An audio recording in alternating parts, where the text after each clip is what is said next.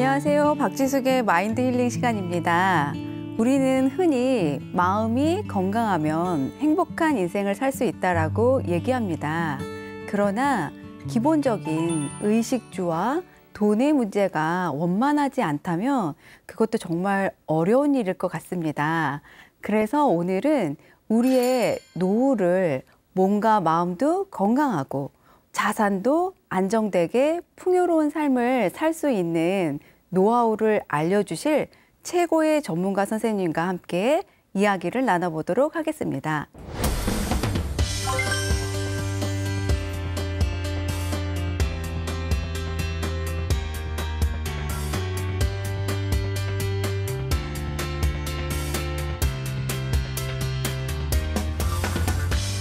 주식에 투자하는 이유는 단 한 가지예요. 노후 준비예요. 네. 이제 보통 금융 문명이라고 그래요. 네. 한국이 안타깝게도 금융 문명의 선도 국가예요. 근데 한국은 그 돈을 안 가르쳐요. 네. 너 걱정하지 마. 엄마가 다 해줄게. 네. 대신 너는 공부만 열심히 해. 네. 최악의 교육이죠. 한국의 퇴직연금의 주식 비중이 몇 프로라고 생각하세요? 얼마 안 될 것 같아요. 10%요? 2%밖에. 2%요? 네. 전 세계에서 꼴찌예요. 그러니까 미국 같은 네. 경우는 40%, 50%예요. 안녕하세요. 안녕하세요. 대표님. 요새 가장 핫하고 바쁘신 분인데 우리 이렇게 시니어 TV 시청자 여러분들을 위해서 귀한 시간 내주셔서 일단 너무 감사하게 생각합니다. 네, 초대해 주셔서 고맙습니다. 네. 예. 아니 드디어 우리나라 주가가 3,000을 넘었어요. 그래서 정말 이례적인 일이죠? 이례적인 일이라고보다도 그동안 한국의 주식시장이 굉장히 침체돼 있었죠. 근데 이제 작년에 2020년에 이제 한국의 대부분의 사람들은 주식 투자하면 안 된다는 사람이 많았잖아요. 네. 주식은 도박이다. 대부분 그런 생각을 깨뜨리는 해가 장전이 됐던 것 같아요.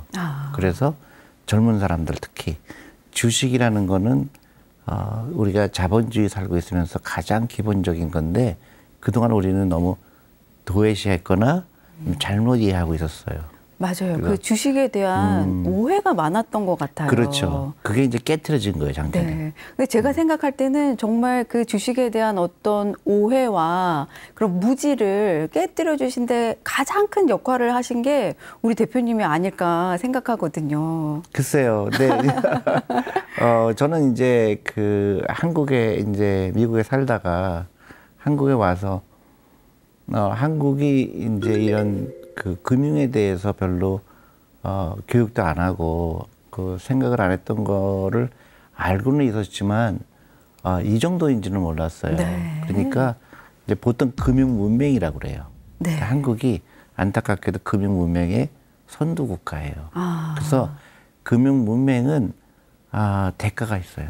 네, 어떤 대가가 있죠? 그러니까 경제적으로 어렵게 만들죠. 네. 그렇게 되면 사회적으로 무슨 문제가 있냐면 이제 대대로 경제적 궁핍을 경험하게 되죠. 일본이 대표적인 케이스예요. 네. 일본은 이제 고령화가 됐잖아요. 네. 그래서 할아버지, 아들, 딸, 손자까지 다 가난한 경우가 많아요.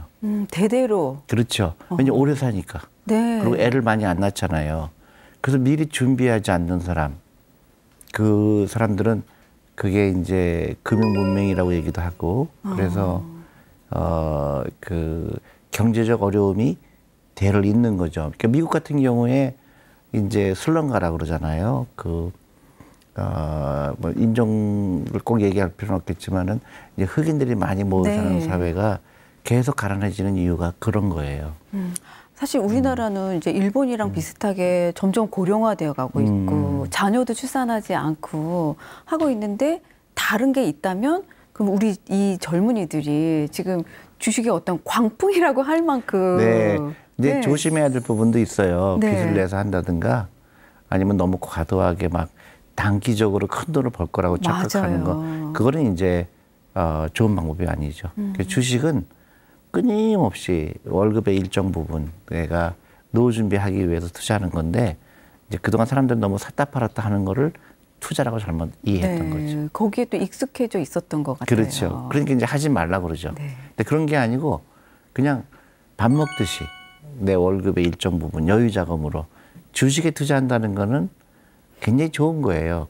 우리나라의 기업의 그 미래를 예상하고 내가 거기에 투자하는 거예요. 미래에 투자한다. 그렇죠. 그러니까 내가 어저께 계산해 보니까 만약에 30년 전 1991년에 삼성전자를 100만 원 샀다 그러면 이제 얼마 거라고 생각하세요?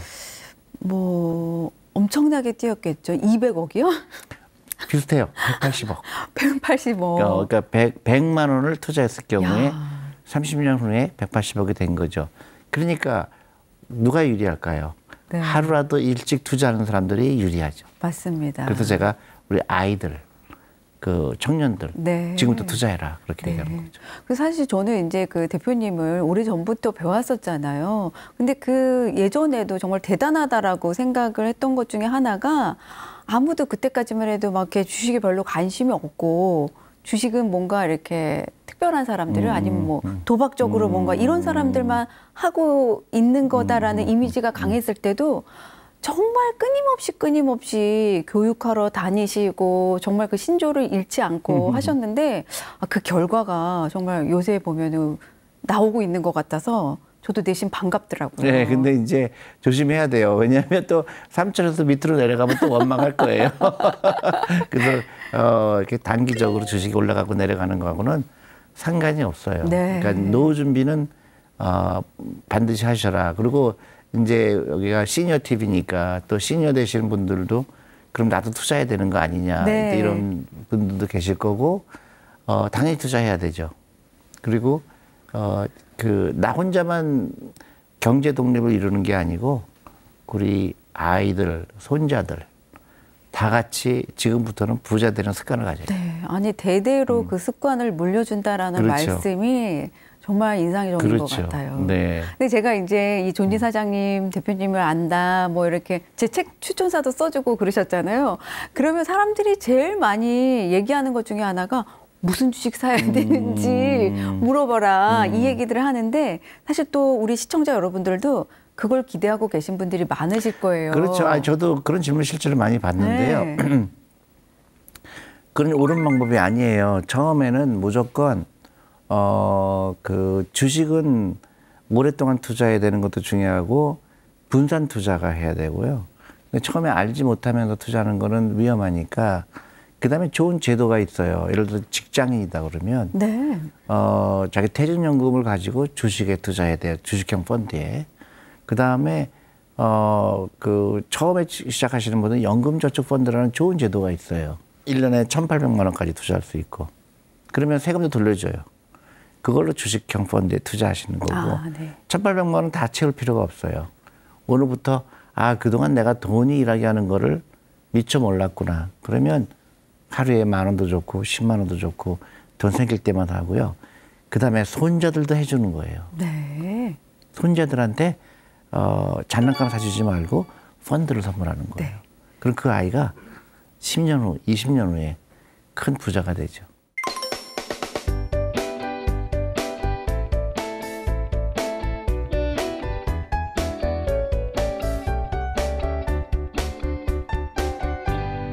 저는 근데 오늘 좀 그 대표님의 어떤 인간적인 면모에 대해서 한번 같이 얘기를 나눠보고 싶은 생각도 많거든요. 네. 그래서 가장 궁금한 것 중에 하나가 어떻게 하시다가 이 업을 선택하게 됐는지. 네. 저는 굉장히 큰 우연이었어요. 네. 저는 원래 회계사였고요. 네. 그래서 회계사였는데 회계사라는 직업이 너무 힘들고 그런데 마침 제가 일하던 그 회사가 있던 건물이 한 50층 정도 되는 건물이었는데 거기에 그 스커드라는 회사가 있는 거예요. 근데 굉장히 평판이 좋은 거예요. 그러니까 세계 최초의 자산운용사고. 근데 거기 그 회사가 한국을 너무 좋아하는 거예요. 네. 그 자산운용 회사가. 네.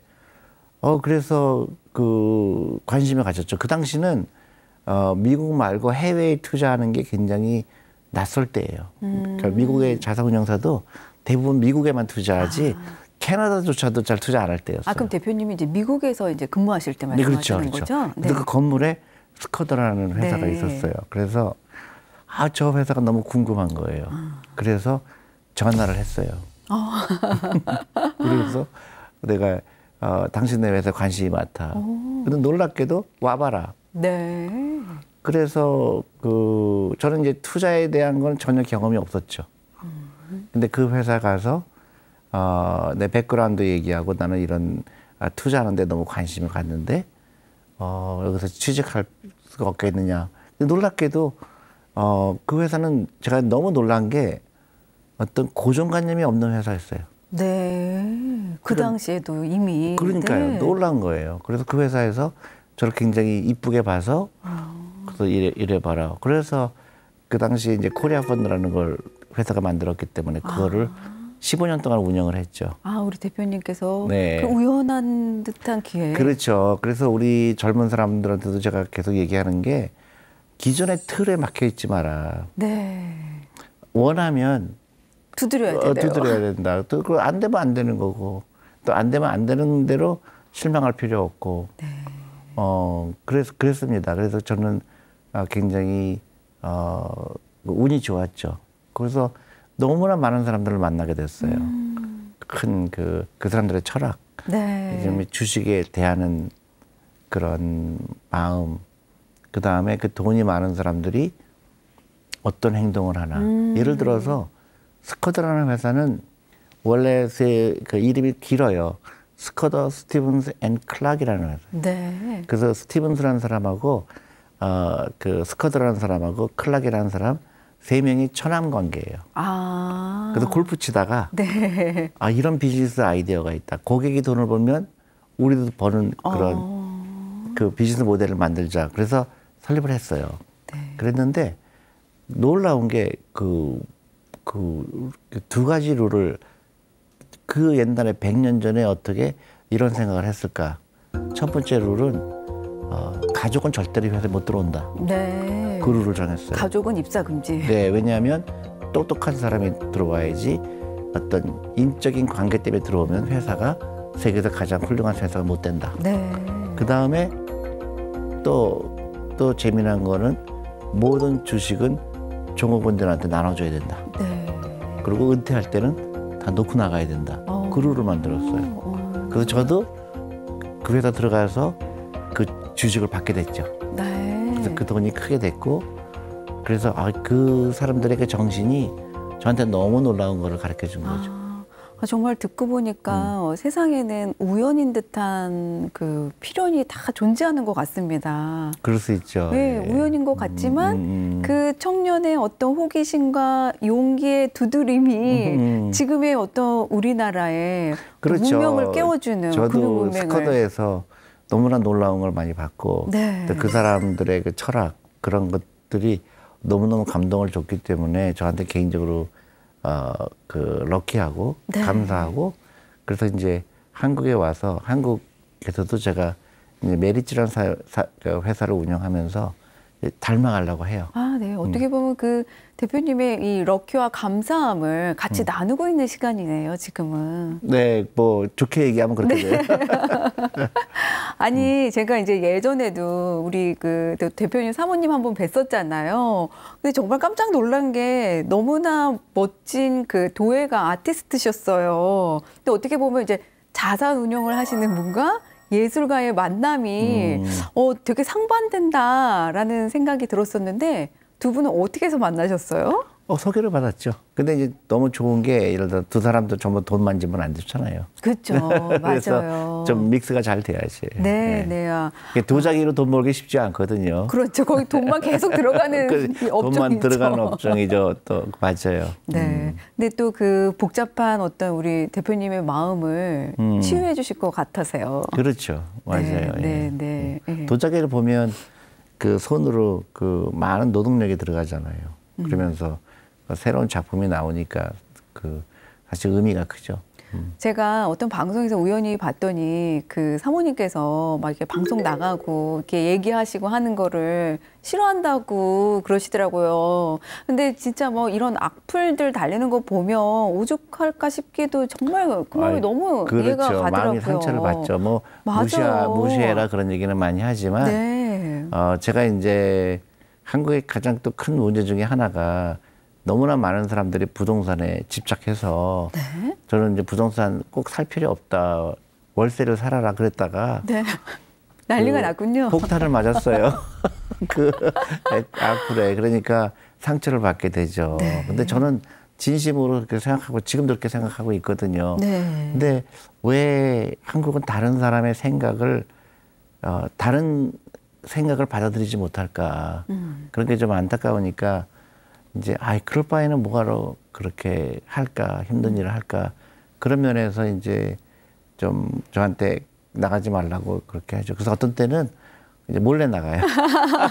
몰래 나갔는데 친구들이 이제 연락이 오는 거예요. 너 TV에서 봤다. 네 남편 봤다. 이제 그렇게 되는 거죠. 아니 그래서 제가 아는 어떤 정신과 선생님께서 한 분이 말씀하시기를 우리 그 존니 대표님의 강인한 멘탈력이 아마 이 자산 운영을 하는데도 발휘가 되는 것 같다. 이런 말씀을 해주셨어요.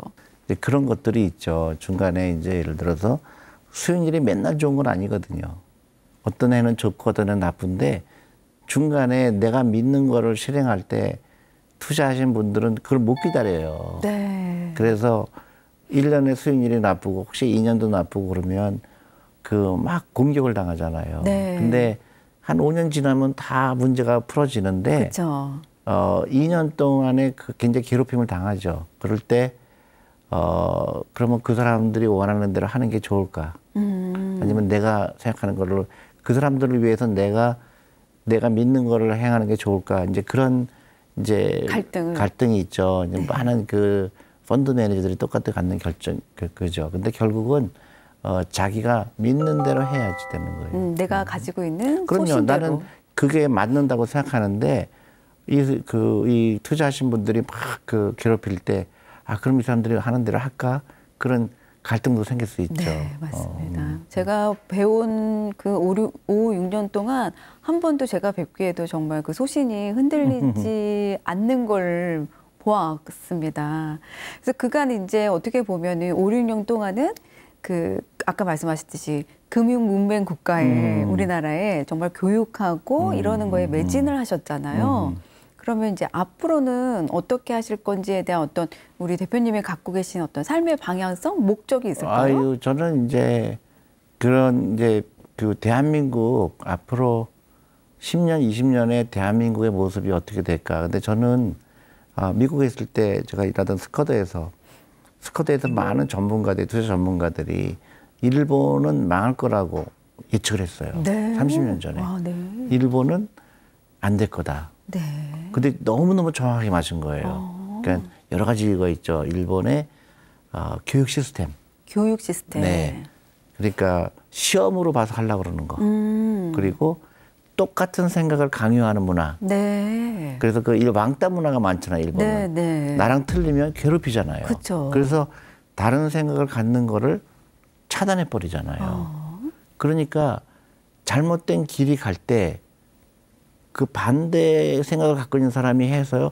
서로 토론을 하는 문화가 돼야 그럼 이것보다도 이거 방향으로 가야 되겠다 하는데 일본은 끊임없이 획일적으로 가다 보니까 전 세계에서 어떤 일이 일어나는 거에 대해서 무관한 거예요. 네. 예를 들면 주식이 좋은 예예요. 그러니까 일본 사람들은 굉장히 부자 나라였잖아요. 네. 근데 그 돈이 딱 두 군데밖에 없는 거예요. 하나는 벽장 속에 돈을 두거나 네.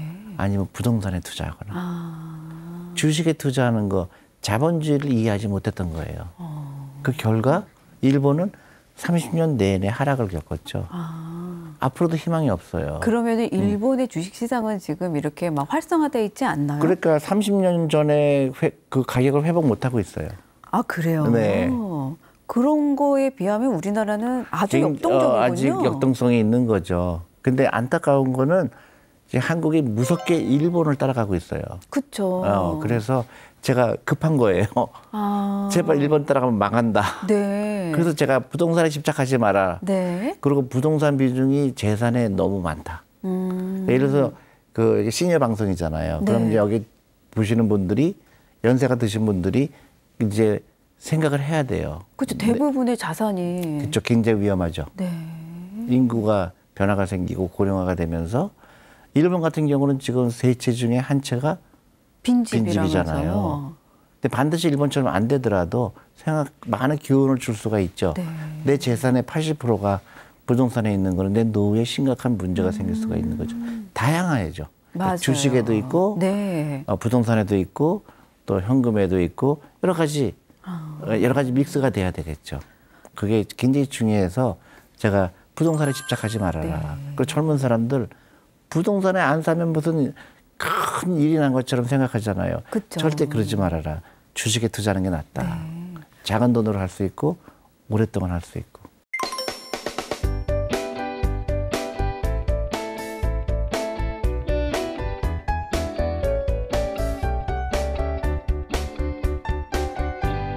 아니 일본을 이제 어떤 교훈의 한 예로 이제 말씀을 해주신 거를 이렇게 들어보니까 확실히 이제 우리가 일본 같이 안 되려면 가장 중요한 근본은 어떤 다양성에 대한 인정이 돼야 될 것 같아요. 다양성이죠. 그래서 한국에 필요한 건 딱 세 가지예요. 네. 내가 크게 봤을 때 첫 번째는 창업가 정신이에요. 아, 창업가 정신. 아이들이 어떤 부속품이 달라고 하면 안 돼요. 그렇죠. 자기가 하고 싶은 거, 그다음 자기가 창업하기를 원해야 돼요. 그래서 미국이나 중국의 대학생들은 40~50%가 창업한다고 그러잖아요. 네. 근데 창업가 정신이 굉장히 중요해요. 그래야 역동성이 생기죠. 새로운 네. 기업이 생기고 네. 새로운 아이디어가 생기고 두 번째로는 금융교육 필요하죠. 네. 돈이 어떻게 투자되고 어떻게 그 돈을 또 어떻게 쓰는 것도 중요하죠. 미국의 부자들 보면 돈을 왜 벌느냐, 돈을 왜 쓰려고 어떻게 하려고 그러냐. 놀랍게도 세상을 좀 더 좋게 만들기 위해서. 네. 그래서 죽을 때 다 기증하고 죽는 사람이 많잖아요. 그게 굉장히 중요해요. 그래서 그런 금융교육이 그런 것까지 포함되는 거예요. 전반적으로 돈을 어떻게 벌고 어떻게 쓰고 그게 다 포함된 거죠. 네.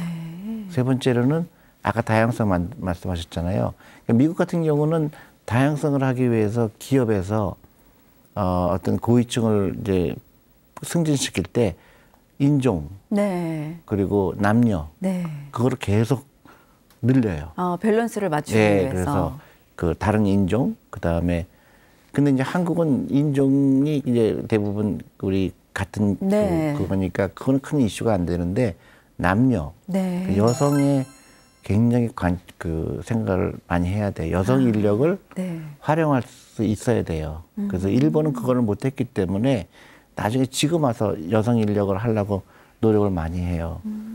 그래서 우리나라는 미리부터 네. 그 세 가지. 그러니까 우리 아이들한테 창업하라고 가르쳐야 돼요. 네.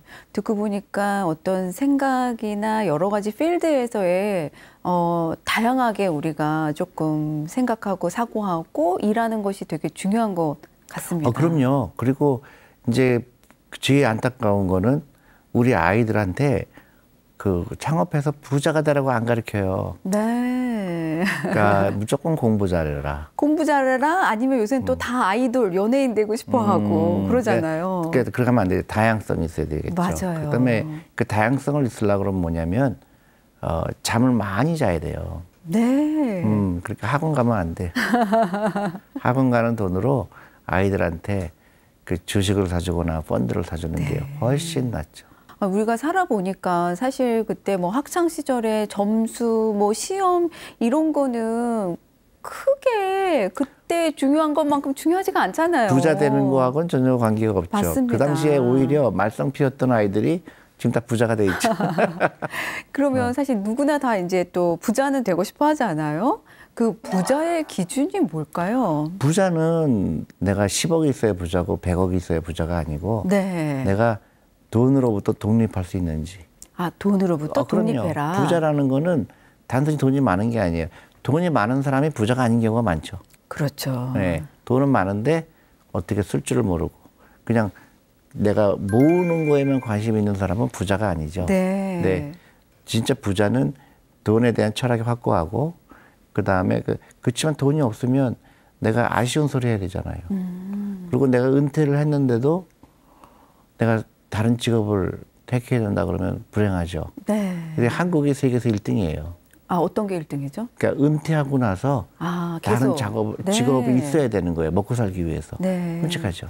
근데 그게 보니까 노후에도 그렇게 일을 해야 된다라는 게 아마 젊으셨을 때 다 대부분의 돈을 아이들 자녀들에게 그렇죠. 학원비 뭐 이렇게 학원비로 다 쓴 거예요. 학원비로 학원비하고 자동차 그다음에 여러 가지 그 쓰지 않아도 예를 들어서 부자처럼 보이려고 소비를 하는 경우도 많죠. 네. 아, 부자처럼 보이려고. 네, 그러니까 아파트도 큰 거 사고 또 자동차도 좀 외제차를 사거나 아니면 뭐 백도 비싼 거 사거나 네. 그거는 이제 당연히 하겠죠. 근데 나중에 지나고 나니까 그 돈들이 어떻게 됐을까요? 투자가 됐어야죠. 네, 사실 뭐 소비하는 돈은 그냥 다 어떻게 보면 허공에 그냥 그렇죠. 뿌리는 그래서 돈이죠. 부자가 된 사람들의 공통점은 어떤 때 기쁨을 느끼냐면 투자하면서 기쁨을 느껴요. 네. 아, 내가 오늘 내가 10만 원이 생겼는데 그거 가지고 펀드를 샀다. 아이들을 위해서 펀드를 사줬다. 근데 가난한 사람들은 백화점 카드로 명품 백 살 때 기쁨을 느껴요. 그러니까 가난해지면서 기쁨을 느끼는 사람들이죠. 근데 한국은 그 돈을 안 가르쳐요. 네. 너 걱정하지 마. 엄마가 다 해줄게. 네. 대신 너는 공부만 열심히 해. 네. 최악의 교육이죠. 아니면 혹은 또 우리나라는 부자가 뭔가 이렇게 또 잘못된 사람인 마냥 이렇게 또 안 좋은 이미지로 그렇죠. 비춰지는 것도 그러니까 이제 많아서. 그렇게 되다 보면 사회를 원망하게 되고 네. 그리고 나는 왜 돈이 없을까. 그렇죠. 그리고 이제 사회도 어느 정도 그걸 부추겨요. 네. 그러니까 뭐 미안하다. 네. 나는 뭐가 미안한지 모르겠는데 네. 젊은 사람들 돈이 없는 건 당연하죠. 네. 그러니까 젊은 사람들한테 미안하다고 얘기하는 게 아니라 너 돈이 없는 건 당연하지만 네. 너 부자가 될 수 있다. 부자가 되려면 이렇게 해라. 그렇게 얘기해야 되는데 그렇죠. 한국은 돈이 없는 거는 네 잘못이 아니야. 그 사회가 잘못됐어. 그렇게 이직을 하게 만들어요. 이렇게 맞아요. 헬조선이라고 그러고 네. 이제 그렇게 해서 잘못된 그 나는 미리 포기를 하게 되죠. 어제 듣고 보니까 그런 소리를 들으면 왠지 내가 뭘 해야 되겠다라는 생각보다 화가 나죠. 그러니까 나는 너무 이 사회가 나를 그 부당하게 취급하는 것처럼 착각을 해요. 그렇게 하면 안 되죠. 네. 그러니까 그 미국의 부자들한테서 왜 당신은 부자가 됐다고 생각합니까? 물어보면요. 놀랍게도 긍정적인 생각을 했다. 네. 그게 굉장히 많아요. 그다음에 도덕적이었다. 네. 그리고 그 일찍 투자를 했다. 그런 거지. 막 나는 막 억지로 막 돈 벌려고 뭐 찡그리고 해. 그런 사람은 하나도 없어요. 맞습니다. 그러니까 누구나 부자가 될 수 있다. 대신에 너 그 돈을 함부로 쓰지 말아라. 네. 그 돈으로 투자해라. 그리고 길게 투자해라. 계속 그렇게 교육을 해야 돼. 그게 금융교육이에요. 그렇죠. 그 대표님 말씀 듣고 보니까 사실 우리의 어떤 마인드의 변화가 먼저 이루어져야지 내가 부자처럼 안 보이려고 허세 부리지 않을 것 같아요. 그렇죠. 내가 뭔가 마음이 계속 결핍되고 부족하고 하면은 그 어떤 열등감에 의해서라도 자꾸 부자처럼 더 보이려고. 그런 이제 포모라고 그래요. 요새 유행하는 그 포모 증후군인데요. 아, 네. 그러니까 fear of missing out이라고 그래서 막 인스타 같은 데 보면 그쵸. 누구는 어떤 백을 샀다 그러더라. 네. 또 어떤 뭐 명품을 샀다 그러더라. 그러면 내가 혹시 잘못되는 게 아닌가.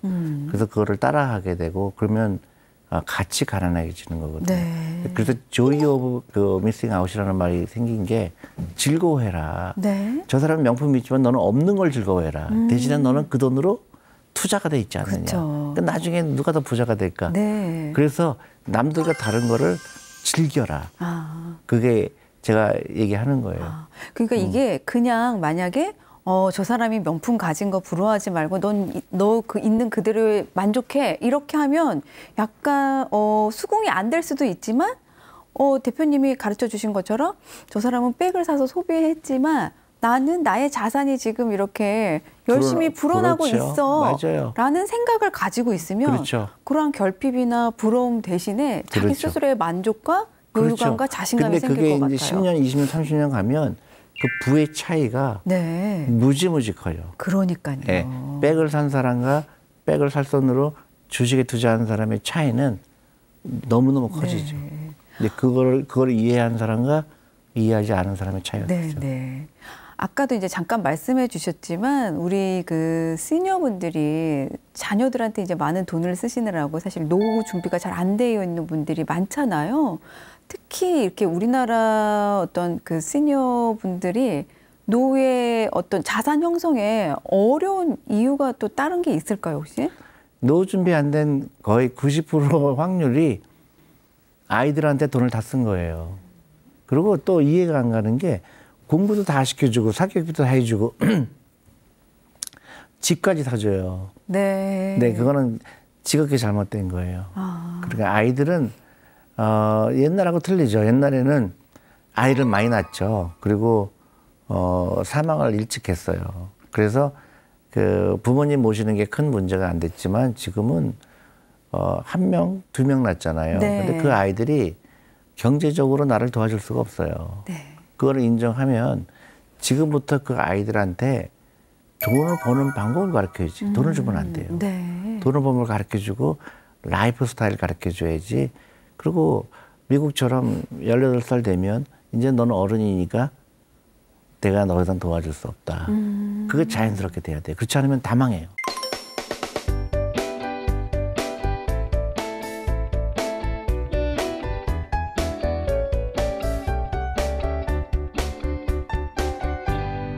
우리 이제 40, 50대 뭐 시니어분들도 생각하실 텐데 지금 막 이제 주식 시장이 또 뭐 활성화되고 또 이런 얘기들을 듣다 보면은 아, 그럼 나도 지금이라도 주식을 해야 되는 건지 아니면 있는 자산을 팔아야 되는 건지 뭐 많은 갈등들을 하고 맞아요, 복잡하실 것 같아요. 맞아요. 근데 그분들을 위해서는 또 혹시 무슨 그래서 말씀을? 이게 이제 그 투자를 결정하기 전에 네.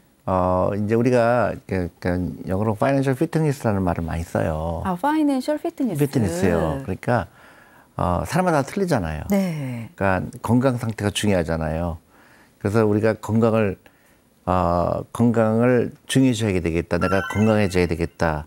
그럼 우리가 이제 체육관에 가죠. 네. 짐에 가면 이제 검사하잖아요. 네. 내가 그 지방이 어떻고 그쵸. 뭐 그런 거랑 똑같아요. 내가 내 자산이 어떻게 구성되어 있는지, 빚이 얼마인지 그거를 먼저 파악하는 게 중요해요.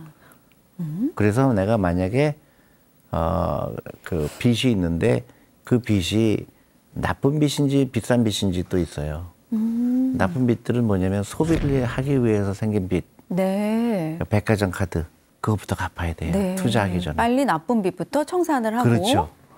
그 다음에 이제 내 재산 상태를 보는 거예요. 내가 부동산이 몇 %인지. 그래서 만약 부동산이 너무 80%다 그러면 좀 문제가 있는 거죠. 아, 그럼 그 비중을 좀 줄여야 되는군요. 비중을 줄이거나 아니면 지금부터 주식 비중을 늘리면 비중이 작아지겠죠. 아, 네. 그래서 그 연습을 해야 되고 그래서 이제 주식에 지금부터 내가 비중이 늘어나야 되겠다 그러면 제일 먼저 해야 될 거는 연금저축펀드라는 제도가 있어요. 그거는 이제 세금을 깎아주는 거예요. 아, 예. 네. 그래서 그거는 반드시 들으셔야 돼요. 그리고 거기에 이제 여러 가지 펀드들이 있죠. 그래서 주식형 펀드가 있고, 근데 이제 연세에 따라서 네. 그 주식 비중을 뭐 몇 %, 예를 들어서 50대다 그러면 저 같으면은 50% 정도가 주식이 돼야 돼요. 아, 50대면? 네. 100에서 50을 뺀 거예요. 만약에 20대라 그러면 저는 100% 주식에 투자해야 된다고 생각하고. 네. 근데 한국의 퇴직연금의 주식 비중이 몇 프로라고 생각하세요? 얼마 안 될 것 같아요. 10%요? 2%밖에. 2%요? 전 세계에서 꼴찌예요. 그러니까 미국 같은 네. 경우는 40%, 50%예요. 그게 이제 심각한 문제죠. 근데 일본만 해도 일본만 해도 굉장히 열악한 금융 문명인 네. 사회인데도 10%예요. 네. 한국은 2%예요. 아, 그럼 이제 연금을 주식으로 운영을 한다 이 말씀. 주식형 펀드로. 주식형 네, 펀드로. 펀드밖에 안 돼요. 아. 그래서 그것부터 시작해야 되고 또 연금저축펀드도 반드시 가입을 하셔야 되고 그 다음에 네. 이제 1년에 1,800만 원까지 채울 수가 있어요. 연금저축펀드는. 네. 그 다음에 돈이 여유가 생기면 개별 주식을 사도 좋아요. 근데 사람들은 이거를 다 빼고 네. 갑자기 빚을 내서 주식에 그쵸. 투자하는 사람이 많은 네, 거예요. 네. 근데 그건 잘못된 거죠. 아, 그럼 이제 연금 펀드에 가장 먼저 조금 그렇죠. 이제 퇴직연금이 아직 은퇴 안 하신 분은 퇴직연금부터 네. 하고 그 다음에 연금저축펀드는 무조건 해야 되는 거고. 네. 그리고 근데 1년에 1,800만 원까지 밖에 안 돼요. 만약에 부부라면 따로따로 하시는 게 좋고 네. 3,600만 원까지 가능하잖아요. 그리고 그 자녀들한테 해줘야 돼요. 자녀들도 지금부터 펀드를 가입하게 해야 돼요. 아, 자녀들에게도요. 네. 그래서 그 손자한테도 해주고. 네. 그래서 이게 이제 악순환이 선순환으로 바뀌어야 돼요. 그리고 사교육비 끊고. 네. 아파트를 증여할 것이 아니라 돈 버는 습관과 펀드를 증여해야겠네요. 물고기 잡는 방법을 가르쳐 줘야 되고요. 네. 그리고 이제 또 하나가 아이들 생일 선물 그럴 때 물건으로 사주지 말고 펀드로 사줘라. 네. 그리고 그 이제 아이가 이제 좀 커서 손자가 크든가 아니면 만약에 아이가 세뱃돈이 10만 원이 생겼는데 5만 원 투자한다. 그러면 할아버지가 5만 원 더 넣어주는 거예요. 네. 그래서 아이가 스스로 내가 투자하는 게 좋은 거구나. 그런 걸 가르쳐 주는 그 기쁨을 맛보게. 그럼요. 네. 그래서 얘 재산이 늘어나는 걸 보여주면은 아이들은 저절로 돌아가죠. 내가 내 재산이 3천만 원이네, 5천만 원이네, 1억이네. 네. 그러면 아이는 달라지죠. 그렇죠. 네.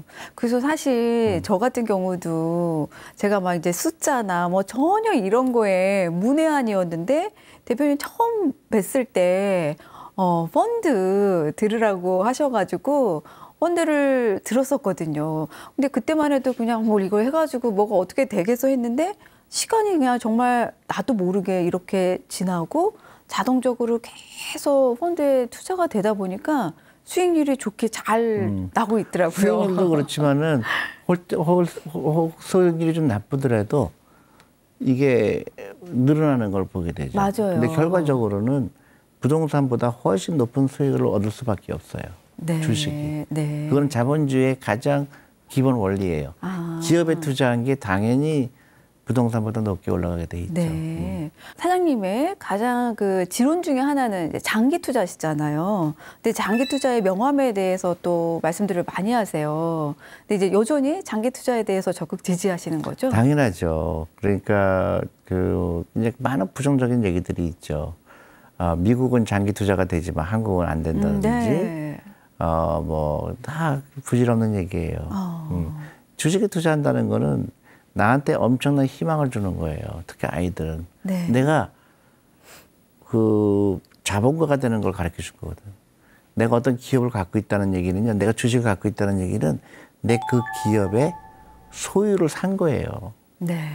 너무너무 나한테 흥분이 되는 거죠. 네. 예를 들어서 내가 매일매일 카카오 하지만 내 카카오 주식을 사면 내가 이제 카카오 주인이 되는 거죠. 주주가 되는 거네요. 그러니까 친구들이 카카오 할 때 나는 자산이 불고 있는 돈을 거네요. 버는 거죠. 만약에 내가 삼성전자 갖고 있다 네. 그러면 친구들이 막 핸드폰 사고 그럴 때 그중에 일부는 나를 부자로 만드는 거죠. 네.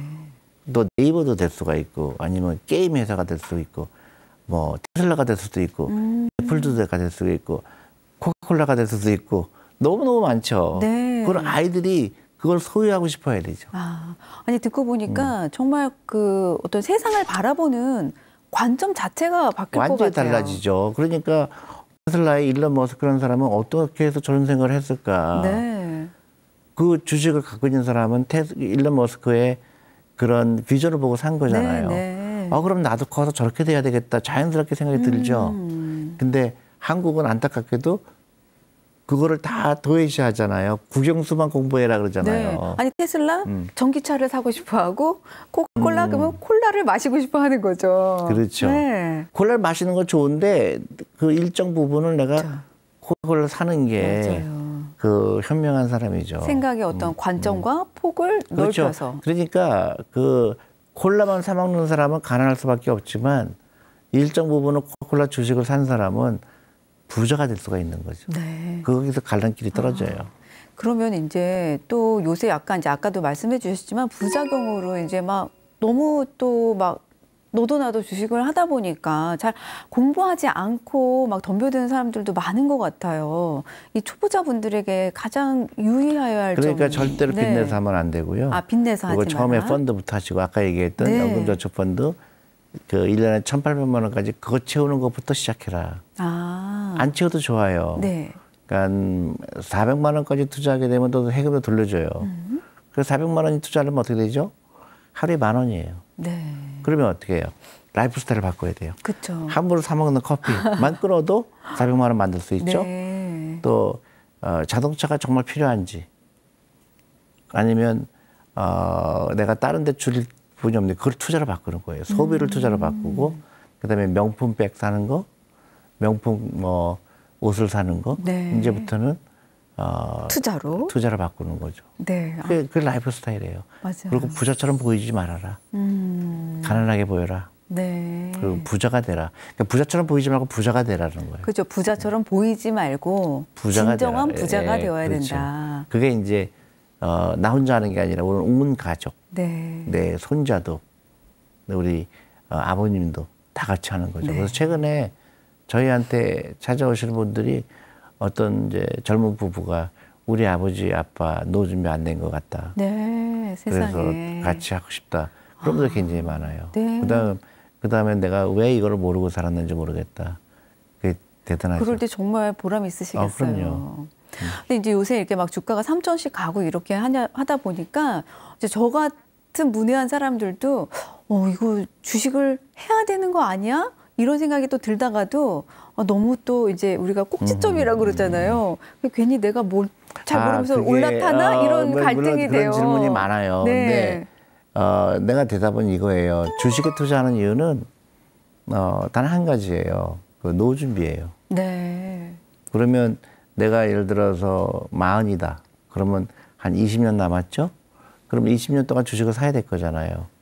그러면 지금 만약에 3,000에 주식을 샀는데 혹 2,500이 됐어요. 네. 그래서 막 실망을 했어요.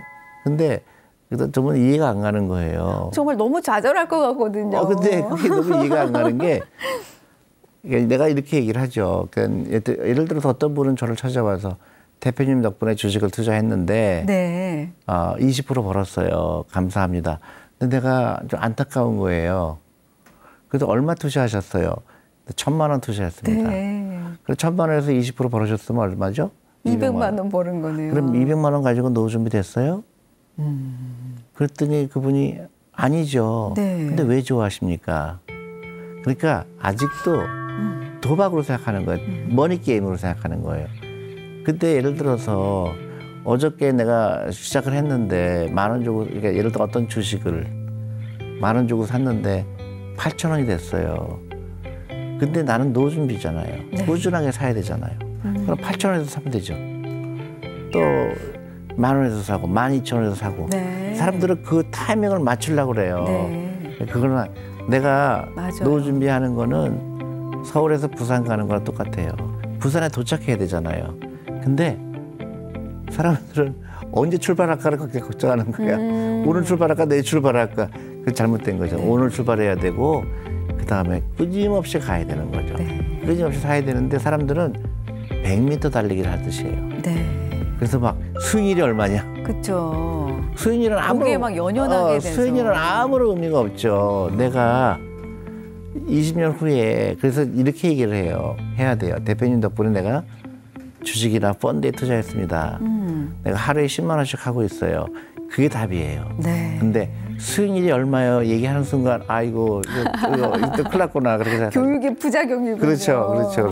아니, 수익률은 아무런 의미가 없죠. 맞아요. 아니 저도 이제 아까 말씀드렸지만 그 장기적으로 그냥 펀드에 가입했잖아요. 그러다 보니까 처음에는 막 이게 몇 프로 올랐는지 떨어졌는지 이걸 보게 됐는데 이게 마인드가 바뀌고 난 다음부터는 주식이 약간 떨어지면 또 이제 싼 가격에 살 수 그렇죠. 있겠다 이제 이런 마음이 들더라고요. 그 영어로 바잉 오퍼튜니티라고 그래요. 네. 바잉 찬스가 왔구나. 찬스가 왔구나. 네. 디스카운트.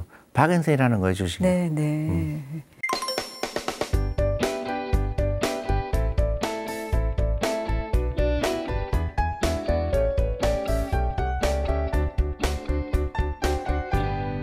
그럼 대표님 단도직입적으로 우리 활동하는 사람들은 월급의 몇 %를 주식에 투자해야 될까요? 이제 나이에 따라 틀리겠죠. 네. 예를 들어서 만약에 20대다 그러면 은퇴할 때까지 기간이 많잖아요. 네. 월급의 10% 아니 수입의 10%만 10%? 해도 네. 큰 도움이 돼요. 네. 근데 이제 40이 넘었다. 40대가 넘었다. 그러면 좀 시간이 많지 없잖아요. 네. 그래서 할 수 있을 만큼 많이 해라. 네. 30%가 될 수도 있고 40%가 될 수도 있고. 그러니까 오히려 좀 생활비를 타이트하게 좀 줄여서라도. 그렇죠. 네. 그러니까 비중을 미국에서는 늘려라. 그래서 그런 파이어족이라는 게 많잖아요.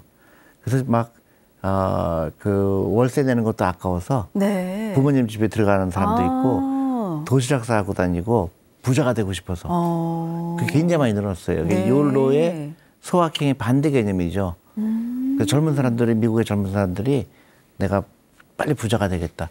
그렇게 돼야 돼요. 그래서 네. 아끼는 돈으로 투자해라. 네.